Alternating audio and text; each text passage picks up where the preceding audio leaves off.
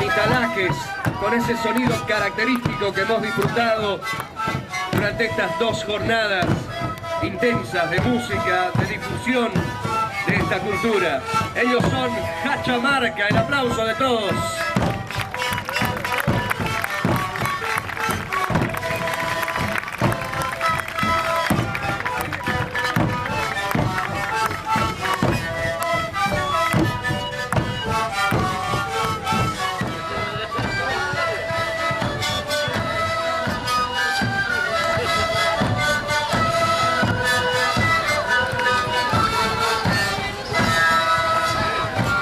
Muchas gracias por el respeto y ahora que están bailando es más lindo para nosotros. Nuestra agrupación Cachamarca no solamente está integrada por gente que nació en los pueblos originarios quechua, aymara, tupi guaraní, sino también gente argentina.